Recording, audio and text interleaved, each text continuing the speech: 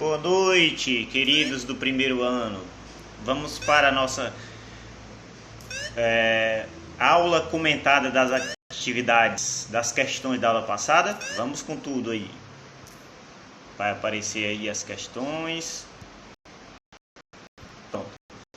A primeira questão da aula passada foi o seguinte: admirados com a natureza e espantados com a própria ignorância a respeito dela, os primeiros filósofos buscaram conhecer o mundo, porque eles foram chamados de pré-socráticos.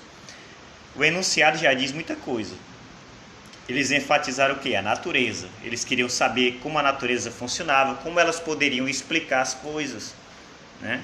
Então a opção correta é a letra A, que diz assim: por terem como preocupação principal a natureza. Então eles eram diferentes de Sócrates, por isso foram chamados de pré-socráticos. E o que fazia eles serem diferentes de Sócrates? A letra A diz tudo, porque a preocupação principal deles era o que? A natureza, né? Sócrates já não enfatizava isso. A B está incorreta porque diz por serem defensores do modo de produção asiático, nada a ver. C diz por serem admiradores de Sócrates, não. Por serem totalmente avessos a Sócrates, não. Eles não eram totalmente avessos a nenhum filósofo. Ele apenas enfatizava a questão da natureza. 2. A principal contribuição de Tales para o conhecimento foi a afirmação de que a água é o princípio vital de tudo. O que ele pretendia com isso, gente? A A diz explicar a mudança que se observava no universo. A água, embora pudesse ser encontrada em diferentes estados, permanecia sempre água. Isso mesmo. Ela podia passar do estado líquido para o sólido, para o gasoso, mas ela permanecia sempre água. Isso chamou a atenção de Tales e ele disse: saquei, a água é o princípio vital de tudo. As outras estão incorretas porque enfatizam coisa que não tem nada a ver com Tales. A terceira, relacione os filósofos. Tales é aquela questão da água, né? Considera a água como princípio vital de tudo, aí vocês já colocam 4. A ordem já começa com 4. Considera a água como princípio vital de tudo. Heráclito, o que foi que ele disse? Heráclito enfatizou, gente, né, a questão mesmo, né, do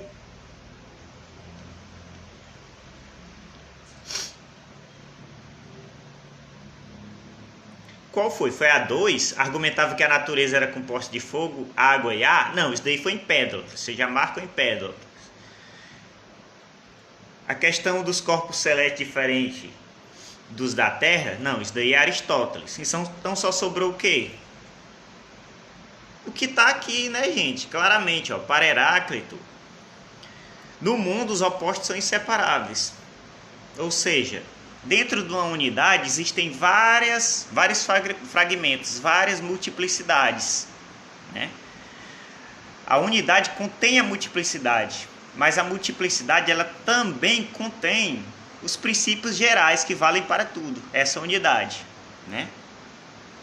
Então a ordem aqui fica 4, Heráclito é o 3, 4, 3, Empédocles é a questão do fogo, água, ar e terra, 2, né? 4, 3, 2 e 1. A ordem é essa. 4.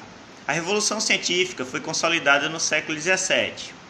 Nesse período, os filósofos passaram a estruturar a ciência de outra forma com a intenção de separá-la da teologia.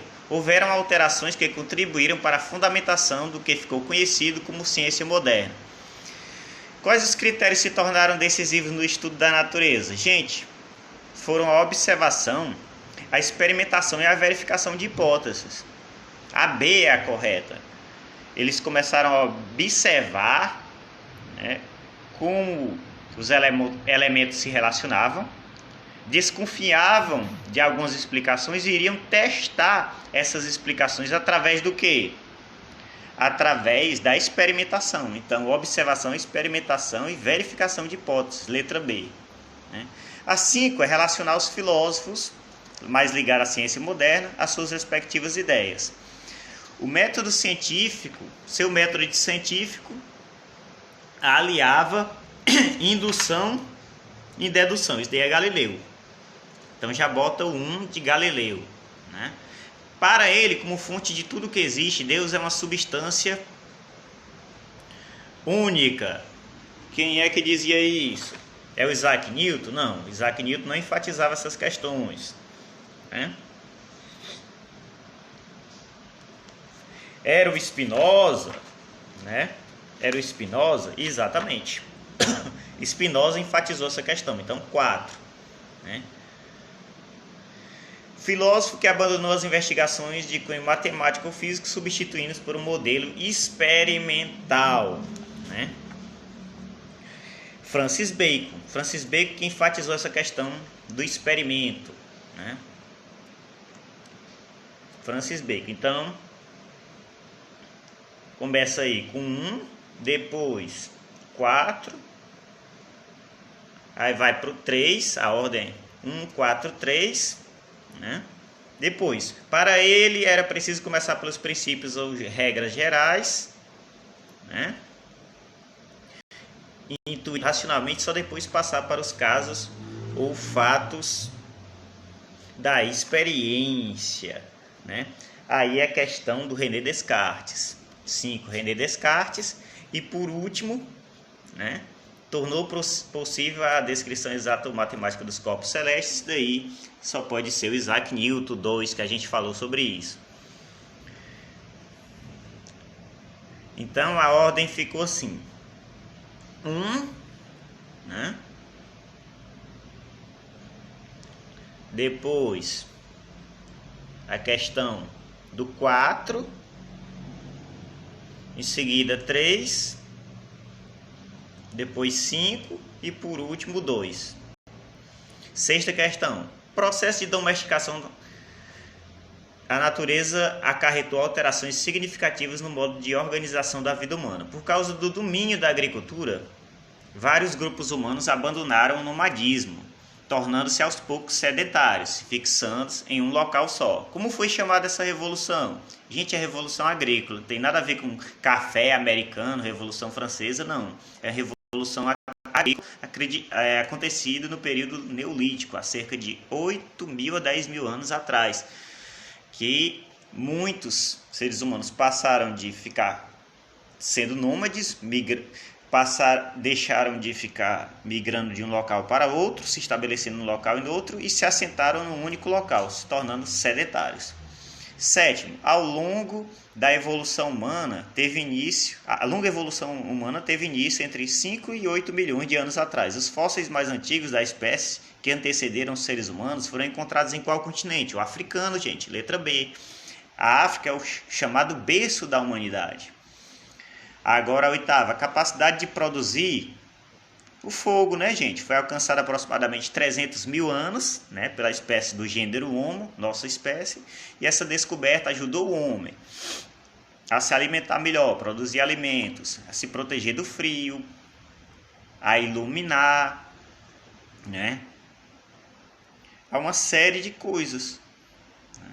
Afastar animais grandes. Então, letra D, fogo.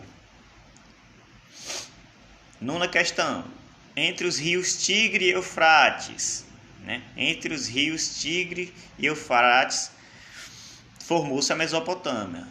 Aí 3 povos mesopotâmios a gente pode destacar: os sumérios, os acádios e os babilônicos. Quais os 2 rios entre os quais formou-se a Mesopotâmia?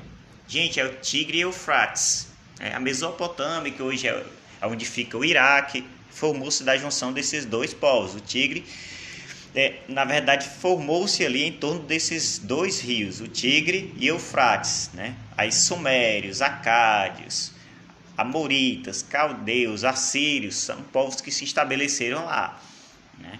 É uma civilização muito importante, essa civilização mesopotâmica, que produziu estudos interessantíssimos sobre a astronomia, como a gente viu aí, né? Gostaria de destacar aqui os sumérios, que inventaram a escrita cuneiforme, base para outros tipos de escrita, né? A 10ª questão vem: se organizou às margens do rio Nilo, uma das civilizações mais importantes e que acreditava muito na vida após a morte. A gente falou isso. A civilização egípcia, letra A, né? O Egito Antigo. É a principal civilização antiga que acreditava na vida após a morte. Dentre as civilizações antigas, a que mais acreditava é essa. E nessa civilização, que era muito estratificada, o faraó era quem reinava, né? Faraó que detinha o maior poder. Então é isso, espero que vocês tenham entendido. Qualquer coisa, me perguntem.